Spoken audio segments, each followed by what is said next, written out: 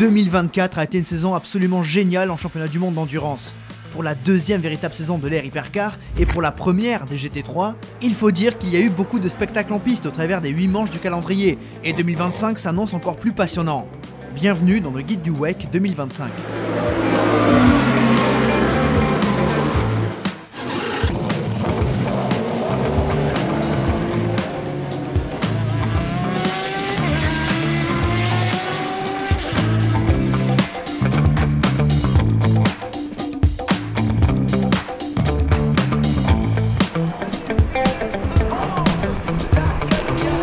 Si en 2023 nous avions connu que deux vainqueurs différents, à savoir Toyota et Ferrari, 2024 était bien plus disputé avec un plateau plus relevé et garni que jamais.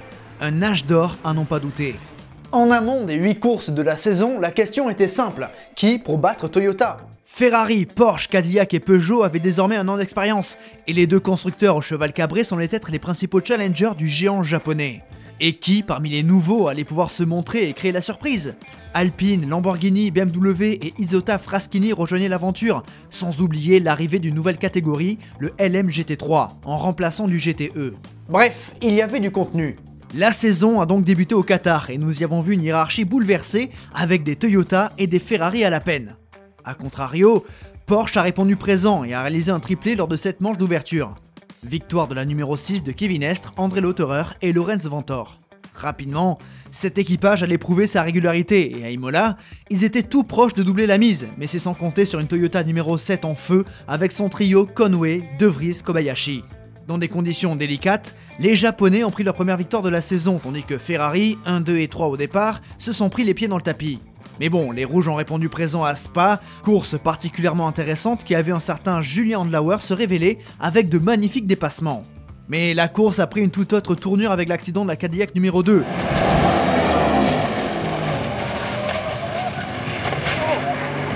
Après plus d'une heure d'interruption, la FIA a rembobiné le chrono et a relancé la course, condamnant ainsi les espoirs de Ferrari. Au terme des 6 heures de course, c'est Jota qui s'impose avec son duo Will Stevens et Callum Ilott. Victoire d'un team privé. Si Toyota n'était pas en très grande forme lors des 3 premières courses de la saison, bon, malgré la victoire à Imola, on pouvait s'attendre à ce que les GR010 répondent présents en Sarthe. L'épreuve phare du championnat a tout simplement été magique en 2024, l'une des meilleures éditions de l'histoire avec des conditions absolument terribles. Un premier quart de course agité avant que les choses se mettent en place. Comme en 2023, la victoire se jouait entre Toyota et Ferrari, mais la Porsche numéro 6 et Cadillac n'étaient vraiment pas loin. Finalement, c'est l'équipage qui a fait le moins d'erreurs qui s'est imposé. La numéro 50 de Nielsen Molina Focco d'un rien devant la valeureuse Toyota numéro 7. Une édition absolument dingue. Ferrari a doublé la mise dans la Sarthe. Après Le Mans, il restait 4 courses au championnat et l'objectif était simple, remporter le titre. En lutte pour la victoire dans la Sarthe, mais victime d'un malheureux accrochage avec la Ferrari 51, la Toyota numéro 8, tenante du titre, a retrouvé les sommets à Interlagos. Une course menée de main de maître. Deuxième, on retrouvait la Porsche numéro 6, la voiture la plus régulière de la saison. À Austin, la course était disputée avec des pilotes bouillants. Derrière les 3 constructeurs favoris, si Cadillac pointait à chaque fois le bout de son nez, les Américains manquaient de régularité. Mais à ce moment-là de la saison, Alpine et BMW s'approchaient de la tête. Mais en 2024, pour concrétiser, il fallait faire preuve de sang-froid tout au long des courses, ne pas faire la moindre erreur. Le Texas n'a pas dérogé à la règle, et c'est la discrète mais efficace Ferrari numéro 83, la Ferrari jaune, qui s'est imposée. Victoire de Robert Kubica, Zifeye et Robert Schwarzman d'un rien devant la Toyota numéro 7, pénalisé dans les derniers instants. Première victoire de la 499P hors du Mans. Plus que 2 courses. À Fuji, les acteurs de la piste nous ont fait vibrer. Des batailles, des contacts, des accidents et des pénalités. En bref, la formule du WEC en 2024. Ferrari et Toyota se sont pris les pieds dans le tapis de différentes façons et c'est la Porsche numéro 6 qui a pris la victoire. La première voiture à remporter 2 courses cette saison, prenant au passage une sacrée option sur le titre. Derrière, c'était du neuf. La BMW numéro 15 de Vanthoor Marcello Wittmann prenait la 2e place quand l'Alpine numéro 36 de Schumacher résistait à la Jota numéro 12 dans les derniers instants, offrant au A fléché son premier podium en hypercar. Ouais, ça ne compte pas. Et c'était d'ailleurs la dernière course du grand animateur du championnat, Nicolas Lapierre, mais ça on en parle juste après. La finale avait donc lieu à Bahreïn, et si la Porsche numéro 6 était largement favori, ce fut une course délicate. Manque de rythme et mésaventures diverses et variées. De quoi se faire peur. Dans cette course, BMW confirmait la bonne dynamique observée sur les dernières épreuves, même s'il restait encore du travail. Ferrari, Toyota et Porsche ont répondu présents et se sont disputés la dernière victoire de l'année. Finalement, ça s'est joué dans les derniers instants entre la numéro 8 et la numéro 5 quand derrière, pour la 3ème place, Peugeot montrait un petit peu d'orgueil. Au terme de cette saison, Estre, Lautorer, Vanthoor prennent le titre mondial des pilotes, quand Toyota conserve celui des constructeurs d'un rien devant Porsche. Seulement 2 points d'écart. Première fois dans l'histoire du WEC que le titre pilote et le titre constructeur ne revient pas à la même marque. Si d'une course à l'autre, le spectacle avait un arrière-goût de BOP, celle-ci évoluant pour chaque manche, il faut dire qu'au global, la hiérarchie est respectée car ce sont les plus rapides qui finissent devant. Toyota, Porsche et Ferrari. Au final, on retombe sur nos pattes. Durant ce rapide résumé, je n'ai pas beaucoup parlé des GT3, mais je dois dire que j'ai été moins attentif. En tout cas, le début de saison a été dominé par les Porsche et la numéro 92 de Malikin, Sturm, Bachelor s'est vite emparée du titre mondial devant la voiture sœur. Mais petit à petit, Ferrari commençait à revenir dans le match et ont pris les 2 dernières victoires de la saison. 3e vainqueur, BMW lors de la manche à Imola. Le constructeur bavarois faisait partie des principaux outsiders, au même titre qu'Aston Martin, 4e et dernier vainqueur. Puis McLaren et à la toute fin Corvette se sont montrés. Sans oublier les Iron Dams, même si ça a été assez brouillon. Bref, le GT3 a été fidèle à lui-même avec des belles batailles tout au long des courses. On connaît la formule, elle est éprouvée. Maintenant, tournons-nous vers 2025 et on commence avec les hypercars.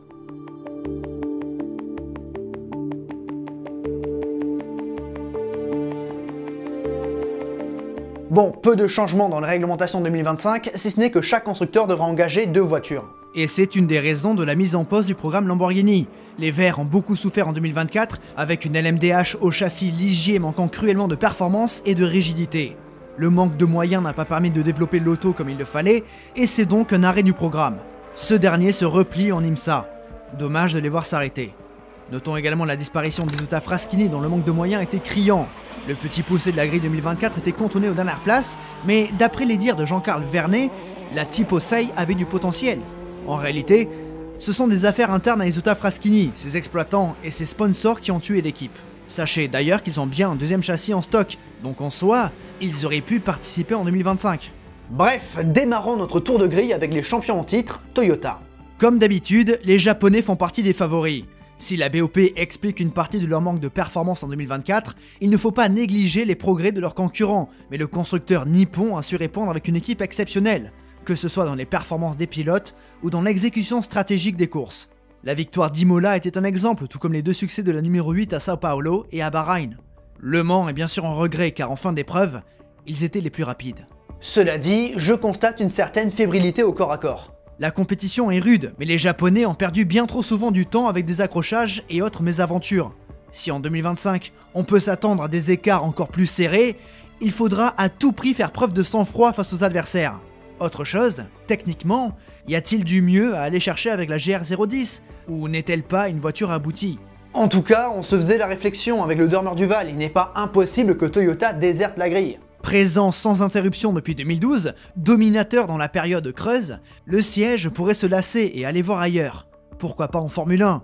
Mais bon, même s'ils se sont associés à Haas, ils le nient pour le moment. Et puis, vous vous rappelez il y a 2 ans quand Toyota annonçait qu'ils allaient introduire une nouvelle hypercar? Plus de nouvelles depuis. Est-ce un signe? Affaire à suivre. Côté pilote, pas de changement.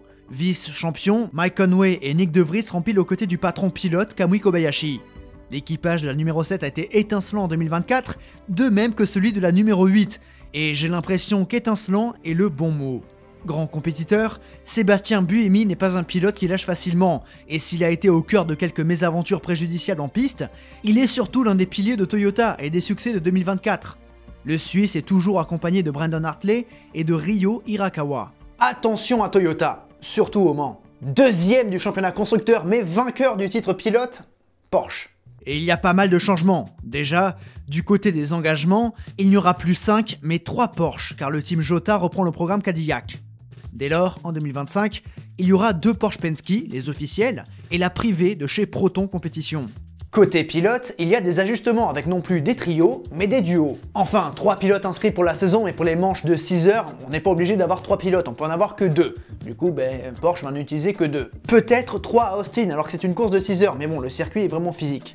En 2024, on a vu Steven Silot s'imposer à Spa et chez Cadillac, Bumper et Lynn tenaient la baraque. Ça a ses avantages avec plus de temps de roulage, moins de compromis, etc. Mais attention à l'usure. Si la possibilité de n'aligner que des duos pour les épreuves de 6 heures a été envisagée par la FIA, l'idée a été rejetée. Donc ce sera au bon vouloir des équipes et pour 2025, Porsche n'alignera que des duos pour les épreuves de 6 heures. Les champions en titre, Kevin Estre et Lorenz Vanthoor, sont naturellement conservés. Un duo devenu iconique chez Porsche et terriblement efficace.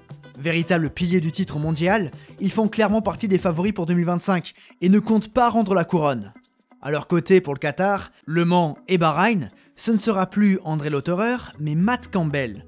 André, désormais double champion du monde d'endurance avec son titre de 2012, quitte la maison Porsche qu'il a rejoint en 2017 pour préparer l'arrivée de Hyundai en 2026.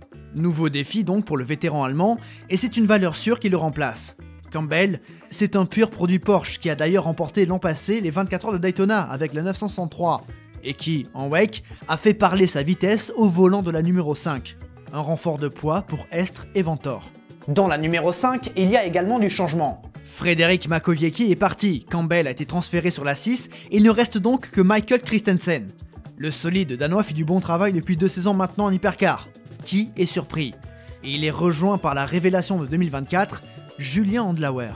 Une promotion méritée pour le Lyonnais qui, à l'image de ses nouveaux équipiers, connaît la maison Porsche depuis quelque temps. Le troisième homme de la numéro 5 est également français puisqu'il s'agit de Mathieu Jaminet, engagé en IMSA depuis 2 ans et pigiste aux 24 heures du Mans en 2023 et 2024 avec la 3e 963 officielle. Sera-t-elle de nouveau dans la partie en 2025 ? Pas sûr du tout. En tout cas, côté pilote, si cette voiture vient, on se doute qu'il y aura Nick Tandy et Felipe Nasser, mais qui en 3e pilote ? Vettel ? J'y crois pas. Nico Müller peut-être, ou alors un espoir de Porsche. Bref, ça c'est une autre question, on verra plus tard. Enfin, chez Proton, Neil Yanni continue et sera rejoint par le champion GTE 2023, l'Argentin Nico Varrone, en pleine ascension. Le troisième homme n'est d'autre que Nico Pino, le Chilien, pilote ayant gravi les échelons de l'endurance année après année et qui a découvert le WEC l'an passé chez McLaren en LMGT3. À voir comment ces débutants en catégorie Rennes vont s'adapter à ces bolides. Malheureusement, je ne suis pas très optimiste pour Proton. La comparaison avec Jota, ex-autre exploitant des Porsche 963, n'est pas flatteuse, et ils n'ont réellement existé qu'à Spa. En réalité, la structure de Christian Ried manque cruellement de moyens, et j'espère que malgré ce déficit, ils parviendront à boucler la saison 2025. Notons qu'ils sont également sur 2 fronts avec l'IMSA, pour ne parler que de l'hypercar, car Proton est une structure qui engage bon nombre de voitures. Concernant la voiture, justement, peu de changements, si ce n'est une suspension avant revue sur la 963. Solide en 2024, j'attends du constructeur allemand qu'il muscle son jeu en 2025. Passons à Ferrari, double tenant du titre au Mans. 2 victoires en 2024, c'est bien, mais étions-nous en droit d'en attendre davantage? Peut-être, surtout vu des performances des 499P, voiture rapide sur l'ensemble de la saison, mais des erreurs stratégiques semblent être la cause de ce petit gâchis. Petit, oui, parce que quand tu gagnes les 24 heures du Mans 2 fois, bon, t'as quelques excuses. Cela dit, des erreurs comme à Imola ne doivent plus se reproduire. Alors que les conditions météo changeaient, Ferrari a fait le choix de mettre ces 3 voitures sur la même stratégie. La mauvaise. Une victoire de perdu. À Spa, les événements n'ont pas été en leur faveur, mais j'ai l'impression qu'ils ont loupé quelque chose avant l'interruption. Et puis, à l'image de Toyota, certaines mésaventures en piste ont coûté cher. Les pilotes Ferrari sont dévoués, mais ont tendance à parfois trop en faire. Il faudra faire preuve de sang-froid en 2025 pour plus de succès, en espérant qu'ils parviennent à développer la 499P. Côté pilote, aucun changement du côté des officiels. La numéro 50 a réalisé en juin dernier une course absolument exceptionnelle avec un trio de pilotes complémentaires. La vitesse de Fuoco pour placer la voiture, le calme de Molina quand les conditions devenaient difficiles, et le sang-froid de Nielsen pour résister en fin d'épreuve. C'était beau. En 2023, ils étaient déjà l'équipage le plus performant sur l'ensemble de la saison, et ils sont parvenus à concrétiser en 2024. Souhaitons-leur le meilleur en 2025 avec comme objectif de tout rafler. Du côté de la 51, ça manque de quelque chose. De constance? Peut-être. De performance? Ouais, peut-être aussi. En fait, j'ai du mal à comprendre ce qui différencie la 50 de la 51. Pourquoi les vainqueurs des 24 heures du Mans 2023 sont plus souvent dans les mauvais coups que leurs collègues de la 50? Pour Alessandro Pierguidi, James Calado et Antonio Giovinazzi, il faudra se réinventer en 2025 pour prétendre jouer quelque chose sur la durée. Et pas seulement être l'électron libre qui envoie en tête à queue ses adversaires. Ok, j'abuse un petit peu. Dans la fosse Ferrari privée, victorieuse à Austin, Robert Kubica et Zifeye rempilent après une belle saison 2024. Si le Polonais s'est montré rugueux dans la Sarthe, il faut tout de même saluer sa vitesse dans cette même épreuve. Vitesse qu'il a confirmée tout au long du championnat. Son mariage avec Ferrari a été retardé de 12 ans et il faut dire que leur première saison ensemble s'est bien passée. Hâte de voir 2025. Quant à Zifeye, je n'ai pas grand chose à dire. Performant et efficace, je l'attendais à ce niveau de performance. En 2025, le Polonais et le Chinois ne seront plus accompagnés de Schwarzman, parti en IndyCar, mais de Phil Henson, animateur du LMP2 depuis quelques années et expérimenté en hypercar avec Porsche en IMSA, mais également en WEC l'an passé. Souhaitons-leur de pouvoir se hisser dans la lutte pour la victoire. En soi, ils peuvent très vite avoir le rôle d'arbitre. 4e du championnat l'an passé, meilleur des autres avec un podium, Alpine. Assez surprenant quand on se fie aux performances, car de ce point de vue-là, Cadillac avait une meilleure auto, en tout cas en termes de vitesse pure, mais Alpine a fait preuve de constance l'an passé et d'humilité. La 424 semble bien née et a progressé tout au long de la saison. De manière générale, la numéro 35 était un poil plus performante que la numéro 36. Habsbourg et Châtain sont d'ailleurs les meilleurs représentants des Bleus au championnat pilote, mais c'est bien la numéro 36 qui a pris l'unique podium de la marque en 2024. Un podium qui en appelle d'autres. Certes, la concurrence est féroce et bousculer les trois gros ne sera pas une mince affaire. D'ailleurs, est-ce réellement un objectif en 2025 ? Dans tous les cas, il faudra se consolider et confirmer la bonne fin de saison aperçue l'an dernier. Et surtout, faire oublier le plus gros point noir de 2024, le double abandon en début d'épreuve au Mans. Pas glorieux pour Alpine et méca chrome. Notez, malgré tout, que le A fléché a d'ailleurs utilisé un joker durant l'hiver pour fiabiliser le turbo. Côté pilote, il y a du changement avec le départ des deux piliers du programme, Mathieu Vaxivière et Nicolas Lapierre. Si l'avenir de Vaxivière est à l'heure où j'écris ces lignes encore flou, celui de Lapierre est clair. Il est dorénavant de l'autre côté du muret des stands. L'expérimenté français a donc choisi de raccrocher le casque après une belle carrière en endurance.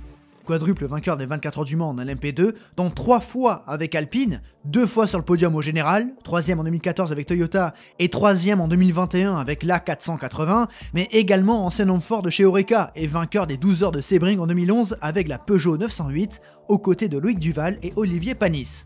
Lapierre, c'était une valeur sûre en endurance. Un pilote rapide ayant les épaules pour mener un projet, et je pense qu'il sera un renfort de poids pour le A fléché sur le muret des stands. 2 pilotes s'en vont, il y a donc 2 baquets à combler. Vous avez vu, ça cogite là-dedans. C'est donc un remaniement pour l'Alpine numéro 36 en 2025. Et oui, car dans la 35, Ferdinand Habsbourg, Paul Louchatin et Charles Milesi rempilent. Auteurs d'une belle saison en 2024, ils ont ramené le premier top 5 de l'équipe à Austin. On mise sur la continuité pour cette voiture. Dans la numéro 36, il y a donc du changement. Mick Schumacher est précieux au A fléché et a donc une place de choix en interne. Auteur d'une première saison convaincante et d'un final solide à Fuji pour tenir le podium. Les portes de la Formule 1 semblent être bien fermées pour l'Allemand, alors autant tout mettre sur l'endurance où il peut se faire une bonne place. À ses côtés, aperçu à 3 reprises en 2024 par sa position de réserviste, terminant même 5e à Bahreïn, Jules Gounon est promu titulaire pour 2025. Au vu de ses performances en GT World Challenge, c'est une promotion assez logique pour le français.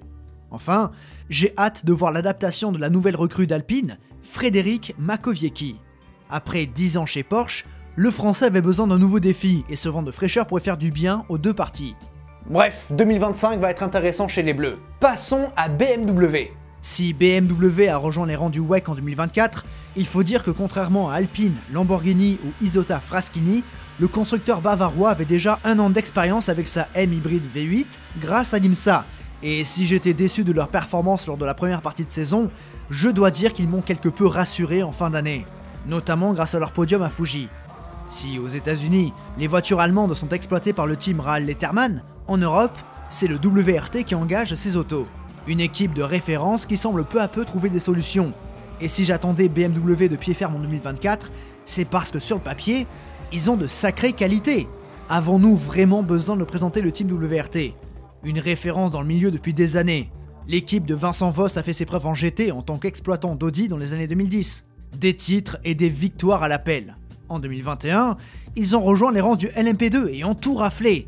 Victoire aux 24 heures du Mans, titre mondial et titre européen. Après l'abandon du projet Hypercar Audi dont ils devaient être les exploitants, WRT s'est associé avec BMW et 2024 était leur première saison dans l'élite de l'endurance. Bon, si la 20 et la 15 ont connu des saisons diamétralement opposées, la 20 n'étant plus entrée dans les points depuis Imola et la 15 montant en puissance au fil de la saison, il faudra faire preuve de plus de constance et j'ai confiance pour 2025. 1 an d'expérience, c'est précieux, et il faudra être ambitieux. Peut-être les mieux placés pour titiller les gros dès cette année. Côté pilote, c'est très similaire. La numéro 20 sera toujours pilotée par Robin French, René Rast et Sheldon van der Linde. Du côté de la numéro 15, notons le départ de Marco Wittmann qui se contentera de l'IMSA. Aux côtés du rugueux Dries Vanthoor et du rapide Raffaele Marcello, on retrouve un visage bien connu en la personne de Kevin Magnussen. Titulaire chez Peugeot en 2022 avant d'être rappelé par Haas, le Danois connaît bien le monde de l'endurance. L'homme aux 184 départs en Grand Prix fait partie de ces pilotes éclectiques. À l'image de son père, avec qui il a d'ailleurs partagé le volant durant les 24 heures du Mans 2021. Cette année-là, Kevin a également fait un tour du côté de l'IMSA avec Cadillac et Chip Ganassi, remportant d'ailleurs la manche de Belle-Île à Détroit. On connaît les qualités de Kevin Magnussen qui pourrait apporter de belles choses à BMW et WRT. De notre côté, BMW et WRT est un très bon endroit pour rebondir après la Formule 1. 6e du championnat l'an passé, Peugeot. Et ouais, Cadillac n'a pas marqué beaucoup de points. Peugeot, comment dire? Je suis un petit peu gêné pour être honnête car j'aimerais bien voir la 9X8 performer. En 2024, la marque au lion a changé de fusil d'épaule avec une nouvelle version de sa voiture. Il faut dire que Peugeot a manqué de réussite sur le timing, car à la base, la première version de la 9X8 était bien plus conforme au règlement Hypercar, mais ce dernier a changé. Il s'est plus rapproché du LMP1 finalement, et la Peugeot n'était plus vraiment taillée pour cette compétition. D'où la différence de philosophie et le manque de performance. De l'argent jeté par les fenêtres et beaucoup de temps perdu. Repartir de zéro, ce n'est jamais bon, et les 2 dernières saisons ont donc été bien difficiles pour le Lion, malgré un bon final à Bahreïn. 4e, 3e sur tapis vert. De l'espoir, et le programme en a besoin pour ne pas s'arrêter. 2025 sera donc crucial, et la saison commence au Qatar, circuit qui leur a bien réussi en 2024. Pour la dernière sortie de la 9X8 Evo 1, Peugeot était au rendez-vous. De bonnes performances, et si les événements ont éliminé la numéro 94, la 93 a entamé le dernier tour de course en 2e place avant que Jean-Éric Vergne ne tombe en panne d'essence. Cruel, ouais. Le travail est colossal pour Peugeot, et si j'ai toujours été réservé voire pessimiste à leur égard, j'espère entendre de bonnes nouvelles prochainement, et pas l'annonce d'un arrêt du programme. Car il faut tout de même reconnaître une chose, c'est que Peugeot a posé ses couilles sur la table. Ils ont choisi la réglementation du LMH, donc tout faire soi-même. Ils ont pris des risques avec la conception de leur voiture, et contrairement à toutes les autres équipes sauf Toyota, ils engagent eux-mêmes leur voiture. Ferrari fait appel à F-Corse, étroitement lié au cheval cabré, oui certes, mais c'est une structure externe. Alpine est avec Oreca et Signatech, Porsche avec Multimatic pour le châssis, Penske et Proton pour l'engagement, BMW avec Dallara et WRT, Cadillac avec Dallara et Jota, et Lamborghini était avec Ligier et Iron Lynx. Non, Peugeot, c'est du fait maison, donc un petit peu de respect. Et même si j'ai peur que leur 9X8 Evo 2 ne soit qu'une espèce de compromis, j'espère qu'il y a vraiment de la performance dans cette voiture. Regardons les line-up avec un petit peu d'évolution. Nico Müller a quitté la marque au Lion, et cela provoque le retour de Paul Di Resta dans la numéro 93. Équipage solide avec Mikkel Jensen et Jean-Éric Vergne, en soi que des piliers de projet. Au final, la 93 est la seule Peugeot à être montée sur le podium. Monza en 2023, puis Bahreïn en 2024, et on peut compter le Qatar. Rendez-vous en 2025. Dans la numéro 94, Paul Di Resta est donc remplacé par Malte Jakobsen, la jeune pépite du Lion. Lui aussi a gravi les échelons du prototype et il entre donc dans la cour des grands en 2025. À surveiller. À ses côtés, il pourra compter sur 2 ténors, Loïc Duval et Stoffel Vandoorne. Mais un petit peu à l'image de la Ferrari numéro 51 ou de l'Alpine numéro 36, la 94 est généralement plus en retrait et j'ai du mal à savoir pourquoi. Après, n'ayons pas la mémoire trop courte car cette voiture était très bien placée au Mans en 2023. Oui, ça commence à remonter un petit peu. Bref, espérons que ce soit plus homogène en 2025 et que le Lion soit moins anonyme. On arrive enfin chez Cadillac et il y a pas mal de changements chez les Américains. Eux qui vont rejoindre la Formule 1 en 2026 vont donc être sur 2 fronts, et on a appris dès le début de saison 2024 que leur exploitant allait changer. Chip Ganassi se retire, et c'est le team Jota qui prend la relève. Wayne Taylor Racing pour ce qui est de l'IMSA, sans oublier le Action Express qui conserve l'exploitation. En soi, c'est une association logique. Depuis des années, Jota réalise de belles performances. Victorieuse au Mans en LMP2 en 2022, sérieux concurrent des Porsche officiels en 2023 et 2024, championne des écuries privées l'an passé et victorieuse des 6 heures de Spa, les arguments sont nombreux. Et pour Cadillac, être exploité par Jota, c'est avoir certaines garanties. L'écurie de David Clark et Sam Hynett ont de l'ambition et en maintenant, a priori, les moyens pour franchir un cap. La V-Series R est une voiture rapide, on l'a vu à plusieurs reprises ces 2 dernières années. 3ème des 24 heures du Mans en 2023 et tenace outsider en 2024. Elle manque cependant de performance en course. Une mauvaise exploitation des pneus, mais aussi une fâcheuse tendance à se mettre dans des positions délicates. Beaucoup de gâchis tout au long de la saison, et c'est fort regrettable car ils auraient dû terminer 4ème du championnat constructeur. 2025 doit donc voir la voiture américaine franchir un cap, et désormais, avec 2 autos dans le championnat du monde, le développement pourrait être meilleur et plus rapide. Bref, il y a de quoi être optimiste, et à l'image de leur livret, c'est un vrai mix entre Cadillac et Jota pour 2025. 3 pilotes de l'écurie anglaise et 3 déjà présents sur la V-Series R. Earl Bamber et Alex Lynn seront donc de la partie encore une fois, et c'est mérité tant leurs performances sont bonnes. Il faudra peut-être se canaliser. Le néo-zélandais sera d'ailleurs engagé dans la numéro 38 aux côtés de Jenson Button. Le champion du monde de Formule 1 2009 sort d'une saison difficile au volant de la Porsche 963. Une saison où le Britannique était très discret. Il manquait de rythme et de tranchant. À quoi est-ce dû? À une mauvaise adaptation au championnat? À des voitures qu'il ne comprend pas tout à fait? Ou est-ce seulement symptomatique de la Porsche 963? Des questions simples auxquelles on attend des réponses en 2025 et Jenson doit réagir. Enfin, 3ème homme de cette voiture, Sébastien Bourdet, l'inépuisable. Quel plaisir de voir le français revenir à temps plein en WEC. Du haut de ses 46 ans, le Manceau est encore une référence dans le milieu. Il n'y a qu'à voir ses prestations lors des grandes courses en 2024. Au Mans, il avait un temps la pole. À Daytona, c'était pour lui, il était le plus rapide. Mais rappelons que Bourdet ne monte jamais seul dans sa voiture, toujours accompagné d'un chat noir. Et Daytona 2025 n'a pas dérogé à la règle. Vainqueur de l'épreuve en LMP2 avec le Tower Motorsport, lui et son équipe ont été disqualifiés pour irrégularité technique. Bon, cela dit, au Petit Le Mans en fin d'année 2024, il s'est imposé. Bref, avec le départ de Chip Ganassi, j'avais un petit peu peur qu'il ne trouve pas de point de chute, et il faut dire que ce dernier pourrait être difficilement meilleur. Attention à Cadillac. Dans la numéro 12, Will Stevens et Norman Nato poursuivent l'aventure contrairement à Callum Ilott, parti en IndyCar chez Prema. Ils feront donc équipe avec Alex Lynn. Si personnellement, j'ai une préférence pour l'équipage numéro 38, j'ai le sentiment que la 12 sera légèrement devant. Enfin bref, on attend beaucoup de Cadillac en 2025, voiture très populaire par son bruit unique, très américain. Sachez d'ailleurs que pour Le Mans, il devrait y avoir 4 V-Series avec un engagement du Wayne Taylor Racing et de l'Action Express.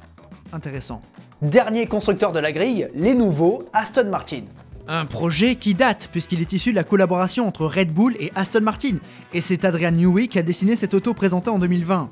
Mais la fin du partenariat entre ces 2 entités ont quelque part enterré le projet. Ceux derniers devront débarquer en hypercar durant les premières années de la catégorie. Finalement mis au placard, le projet a finalement repris vie en 2023, et le travail a pu reprendre avec la complicité de plusieurs entités. Tout d'abord, le Heart of Racing. Oui, j'ai fait l'effort, l'accent avec le Wayne Taylor Racing, mais par contre là je le fais plus, hein. Sinon ce serait le Heart of Racing. Bref, structure de Ian James, qui engagera donc les Valkyries en WEC et en IMSA, et qui finance donc le projet. Enfin, sur l'aspect technique, Multimatic apporte son soutien. Si Multimatic fait partie des fabricants de châssis pour LMDH, châssis utilisé par Porsche, l'Aston Martin Valkyrie est bien une LMH, et sa version hypercar diffère quelque peu de la version routière. Rien d'étonnant en soi, déjà pour être performant puis pour être homologué. Et finalement, quand on prend un petit peu de recul, c'est le projet qui ressemble le plus à ce que nous avons connu en GT1 par exemple, dans les années 90. Et puis, croyez bien que cette voiture est déjà très populaire, et la raison est simple. Dans une époque où les ingénieurs sont contraints de mettre un préservatif sur le crayon, Aston Martin débarque avec un putain de V12. Une formule presque anachronique, mais qui réjouit tout le monde.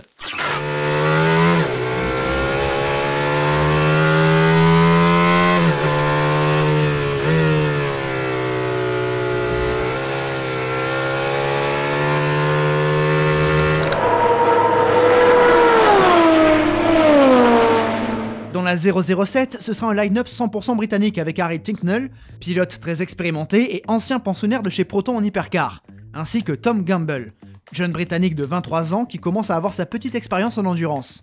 Champion LMP3 en ELMS en 2020, pilote Porsche en GTE, en LMP2 avec United Autosports ou encore Aston Martin et McLaren en GT3. Il s'apprête donc à découvrir l'hypercar.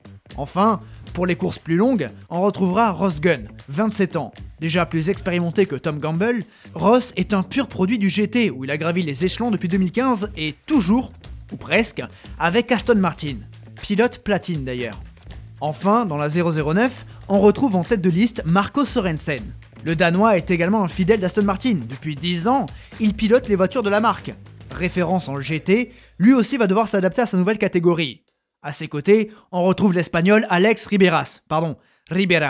Présent chez le Heart of Racing depuis 2 ans déjà, sa promotion en hypercar est logique tant l'Ibérique réalise de belles prestations. Victorieux l'an passé en GT3 à Austin d'ailleurs. Enfin, 3e homme pour la 009, le Canadien Romain De Angelis. Lui aussi a suivi un cursus très GT et il connaît bien la structure qui lui fait confiance d'ailleurs depuis 2021. Maintenant, je dois dire que je suis assez réservé sur Aston Martin. J'ai l'impression que le projet manque cruellement de solidité et un petit peu de sérieux, mais bon, ça peut fonctionner. Le manque d'expérience de certains pilotes pourrait être un frein, la philosophie de la voiture est tout de même assez différente, donc c'est une inconnue, et il ne faut pas attendre d'Aston Martin qui joue les tout premiers rôles de suite. En fait, je m'attends à les voir en fond de grille, mais je serais ravi de me tromper. Côté positif, il s'engage également en IMSA, donc des données supplémentaires pour l'exploitation de la voiture, en espérant que ce projet ne soit pas un remake du LMP1 d'il y a 15 ans. Passons au GT3.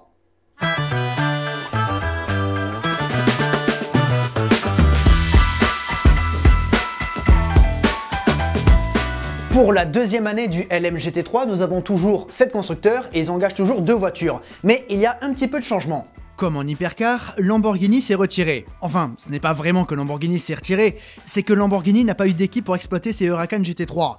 Et pour cause, Iron Lynx est parti du côté de chez Mercedes, nouveau venu au championnat. C'était quelque part les grands absents de 2024. Eux qui jouent les tout premiers rôles en GT World Challenge débarquent finalement en championnat du monde avec 2 AMG GT3 confiés entre les mains du team italien. C'est donc un nouveau changement pour l'écurie des frères Piccini, qui a engagé en 2022 des Ferrari, en 2023 des Porsche et en 2024 des Lamborghini. Place donc à la marque à l'étoile qui va retrouver les 24 heures du Mans en juin, une première depuis l'édition de 1999 avec la CLR. Est-ce que ça veut dire que Mercedes va venir en hypercar? Non, ça ne veut rien dire pour le moment, rien de concret de ce point de vue-là. Côté pilote, on retrouve les habitués Matteo Cressoni et Claudio Schiavoni, l'un des membres clés d'Iron Lynx. Sans oublier une recrue de taille, Maxime Martin. L'homme de BMW relève donc un tout nouveau défi, peut-être vexé de ne pas avoir eu d'opportunité en hypercar. Âgé de 38 ans, Maxime est une référence dans le monde du GT, et c'est donc un changement d'horizon important. Notons que le boss de Proton Competition, Christian Ried, renfile le casque. Alors pourquoi est-ce que le boss de Proton Competition renfile le casque, mais pas chez Proton Competition mais chez Iron Lynx? C'est parce que les deux entités sont liées, et ce lien s'est d'ailleurs matérialisé l'an passé en LMP2. Bref, en plus, Matteo Cairoli revient en WEC après une saison en IMSA avec la SC63. Le néerlandais Lynn Odenius complète les équipages. Passons au champion en titre avec, là encore, du changement. Porsche. La 911 GT3R, engagée par 2 structures différentes, le team monté EMA pour la 91 et le Herbert Motorsport pour la 92, a dominé les débats. Comme s'ils avaient déjà leur repère, et 2024 était une razzia pour la voiture de Stuttgart. 4 victoires, les 2 titres et les 2 premières places au classement. Emballé, pesé. Mais pour 2025, il y a du changement et pas des moindres car les Iron Dams seront associés au programme GT3 de Porsche et rejoignent donc la structure du team monté First Form. Oui, c'est compliqué. En soi, c'est pas totalement nouveau, car si les filles de l'Iron Dams évoluaient sur Lamborghini en 2024 en WEC, elles étaient sur Porsche en ELMS et quelque part, au vu des résultats de l'automne 2024, c'est une certaine garantie. Rappelons qu'en 2023, elles ont remporté la dernière course du GTE avec la Porsche. Donc ce n'est pas rien. De plus, Michel Gatting rejoint officiellement les rangs du constructeur allemand et fait office de meneuse pour la campagne 2025. Raël Frey poursuit l'aventure et la bronze de l'équipage, ce n'est plus Sarah Bovy, mais la française Célia Martin. Alors, évoquer les catégorisations des pilotes me permet de parler des réglementations de 2025. Il y a un petit peu plus d'1 an, j'avais fait une vidéo qui expliquait en détail ce qu'était la catégorisation des pilotes, et je vous invite à aller la voir pour avoir plus d'informations. En bref, il y en a 4, platine, or, argent et bronze. En LMGT3, les compositions d'équipage sont strictes. Un pilote platine ou or, un pilote argent et un pilote bronze. Le cas Sarah Bovy est assez particulier car en 2024, la Belge aurait dû être promue au rang de silver, mais cette dernière a fait une demande de dérogation pour conserver 1 an de plus en statut de bronze, lui permettant de poursuivre en WEC avec le même équipage Iron Dams une saison de plus. En 2025, Sarah Bovy est passée silver, alors Iron Dams a dû faire évoluer son line-up. Dernière chose concernant la catégorisation des pilotes, cette année, si la première partie des qualifications GT3 se fera avec les bronzes au volant, ce seront désormais les silver pour l'hyperpole. Revenons à Porsche avec la numéro 92, tenante du titre. Alors, tenante du titre que par le numéro, parce qu'aucun des pilotes champions l'ont passé et dans la 911. Pas de Malikin, pas de Sturm ou de Bachelor, mais Richard Lietz, l'expérimenté autrichien, Ryan Hardwick, de retour chez Porsche après un an chez Ford, et Ricardo Pera, de retour en WEC. Porsche fait office de favori en 2025. Mais attention à Ferrari, dont les 296 GT3 ont trouvé quelque chose dans la deuxième partie de saison. Toujours rapides, elles avaient du mal à concrétiser, mais les deux voitures ont remporté les deux dernières épreuves de la saison. Avec des compteurs remis à zéro, il faudra s'en méfier. Côté pilote, pas de changement, seulement de numéros. La 55 devient la 21 avec François Herriot, Simon Mann et Alessio Rovera. Dans la 54, Davide Rigon, Francesco Castellacci et Thomas Flor, l'un des principaux commanditaires avec sa compagnie aérienne VistaJet. Derrière Porsche et Ferrari, on retrouve BMW. Auteur d'un magnifique doublé lors des 6 heures d'Imola, le team WRT compte bien se hisser concrètement dans la lutte pour le titre et il faut dire qu'il y a quelques changements côté pilote.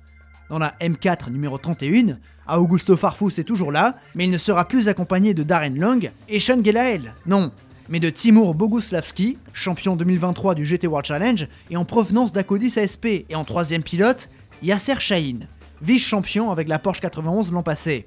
Du solide. L'une des intrigues de l'intersaison était de savoir si Valentino Rossi remplirait pour une saison supplémentaire, et le non-up champion du monde moto a tranché. Il sera bien présent en 2025 au détriment de son engagement en GT World.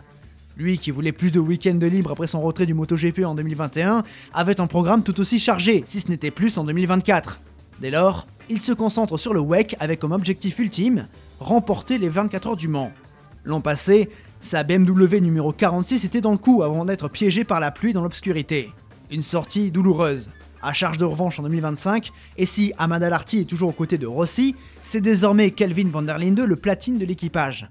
Le Sud-Africain retrouve le giron WRT après un an chez Lexus et Acodis ASP. Chez Aston Martin, le Heart of Racing est toujours de la partie en GT3 malgré son implication dans le programme Hypercar. Ce qui permet à son propriétaire Ian James de continuer de s'amuser derrière le volant, mais après une saison et demie avec Alex Riberas et Daniel Mancinelli, ses équipiers vont changer. Victorieux au Lone Star Le Mans à Austin, cet Aston peut très vite jouer les troubles fêtes, même s'il en manque un petit peu pour se hisser au niveau des tout meilleurs de la catégorie. Cela dit, en plus de leur victoire au quota, ils ont terminé deuxième au Qatar et à Sao Paulo. Méfiance. Avec Ian James, on retrouve l'Italien Matteo Drudi, animateur du GT World depuis plusieurs années, ainsi que le Canadien Zachary Robichon, en provenance de Ford. Comme l'an dernier, l'engagement des Aston Martin en GT3 est réparti entre deux équipes. En revanche, le D Station Racing laisse sa place à l'écurie française Spirit of Le Mans, qui débarque donc en mondial après le LMS. Et côté pilote, nous avons un nom connu en la personne d'Eduardo Barrichello, fils de Rubens, évoluant jusqu'alors en stock car brésilien, avec un petit peu de succès. Âgé de 23 ans, Dudu, de son surnom, débarque en WEC accompagné de Valentin Asclo, déjà expérimenté, et d'Eric Deboer. Passons à McLaren qui a connu une année 2024 assez difficile, malgré des performances encourageantes. Seulement un podium pour le United Autosports et la 720S, troisième à Sao Paulo, alors que bien souvent, l'anglaise était dans les bons coups, mais a fini par craquer quasiment à chaque fois. Regrettable, et 2025 doit les voir concrétiser. Est-ce trop optimiste d'espérer une victoire? Je ne pense pas. Chez les pilotes, Marino Sato et Grégoire Saucy font office de meneurs, mais il y a quelques changements. Le japonais sera rejoint par Darren Lung et Sean Gelael, les anciens pensionnaires du WRT débarquent chez McLaren. Dans la 59, Grégoire Saucy continue avec James Cottingham et voit le français Sébastien Beau débarquer de chez Corvette. Regardons du côté de Corvette justement et du TF Sport qui a connu une année 2024 assez difficile. Très loin en termes de performance avant de finalement se réveiller à Bahreïn avec un double podium. Il était temps pour les champions GTE 2023. Bien sûr, les voitures n'ont rien à voir et l'exploitant a changé, donc pas d'amalgame, mais il est vrai que la méforme des voitures américaines en 2024 m'a surpris. Pour 2025, la Z06 numéro 81 conserve son équipage avec Charlie Eastwood, Rui Andrade et Tom Van Rompuy. En revanche, pour la 33 X82, Daniel Juncadella voit ses équipiers changer.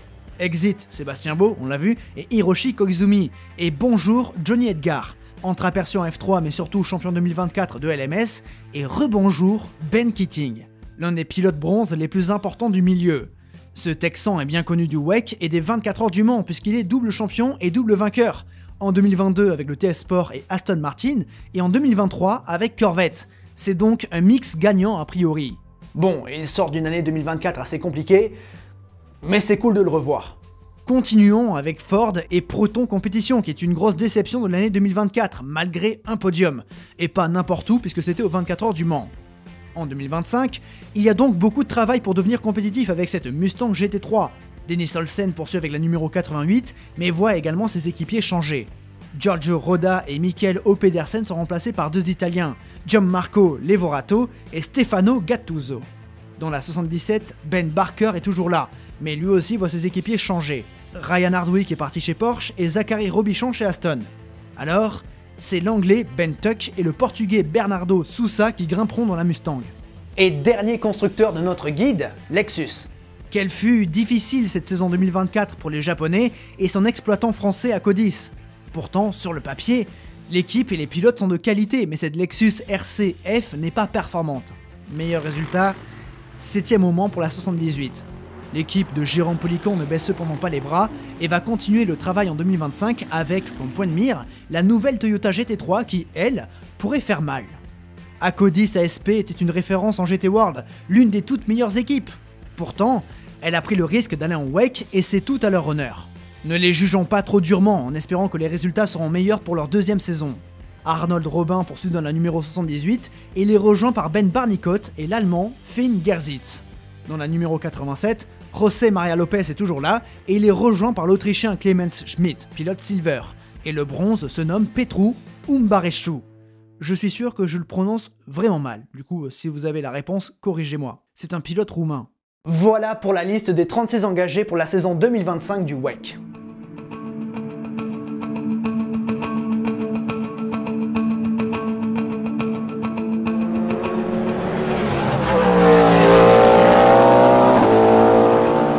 La saison 2025 du WEC va donc se disputer sur 8 rendez-vous, calendrier identique à celui de 2024. Début au Qatar avec les 1812 km, soit environ 10 heures de course. L'an dernier, la hiérarchie était particulière et avec désormais 1 an d'expérience sur ce circuit, la BOP devrait être plus juste. Même chose pour Imola. L'une des particularités de Losail est sa piste très lisse et c'est une belle occasion, à première vue, pour la Peugeot. En tout cas, cette course est très attendue. Les circuits comme Imola, Sao Paulo et Austin seront de gros challenges pour les pilotes, des pistes techniques, étroites, physiques, avec du dénivelé où la gestion du trafic est cruciale. Les manches de Spa, Fuji et Bahreïn sont de grandes classiques du championnat du monde d'endurance et sont également des valeurs sûres. Espérons une belle finale le 8 novembre prochain à Sakhir. En soi, à l'image du calendrier, 2025 est dans la continuité directe de 2024, il y a donc que très peu de changements réglementaires. J'ai évoqué certaines modifications au cours de la vidéo, mais sachez également que le format de qualification évolue légèrement. Toujours une première séance suivie de l'hyperpole où les 8 premiers repartent à l'assaut du chrono, mais désormais, les GT3 et les hypercars ne seront plus entrecroisés. D'abord les GT, puis après, les protos. Et bien sûr, l'immanquable comme chaque année, les 24 heures du Mans. Qui pour détrôner Ferrari désormais 11 fois vainqueur en Sarthe? Est-ce l'heure de la revanche pour Toyota? De la 20e de Porsche? Ou alors une surprise telle que BMW ou Cadillac? Rendez-vous le 14 et 15 juin prochain. La liste d'engagés s'affinera à l'approche de la course, on doit attendre à peu près 15 ou 16 LMP2, mais on se donne rendez-vous dans quelques mois, dans quelques semaines pour en parler. Comme on dit depuis 2 saisons maintenant, l'endurance vit une période faste et si certains nous ont déjà quittés, Glickenhaus, Van Wall, Isotta Fraschini et Lamborghini, toujours pas de crise ou de départ massif. Profitons-en et savourons les nouvelles venues avec l'Aston Martin Valkyrie et la Mercedes AMG GT3. En 2026, Hyundai va débarquer, ce qui pourrait créer des opportunités intéressantes, mais notons que d'autres constructeurs se montrent intéressés. Présent en IMSA depuis le début de la réglementation GTP, Acura envisage de traverser l'Atlantique. D'abord associé à McLaren dans de folles rumeurs, Ford rejoindra bien l'hypercar en 2027. Je pense que nous avons encore quelques belles années intéressantes devant nous, et la popularité du WEC se fait ressentir sur tous les circuits avec des records d'affluence. Tant mieux car cette compétition le mérite. 2023, c'était revigorant, 2024, c'était historique, et 2025 s'annonce tout aussi palpitant. Rendez-vous au Qatar. Merci d'avoir regardé jusqu'ici. Sur le côté gauche de l'écran, les noms de ceux qui ont décidé de rejoindre la chaîne. Voilà, je vous fais des gros bisous. Vous savez quoi faire sur la plateforme. Je m'adresse à tout le monde, hein. Vous savez quoi faire sur la plateforme. Mais surtout, n'oubliez jamais, le plus important, c'est de continuer d'aimer le sport auto. À la prochaine. Des bisous.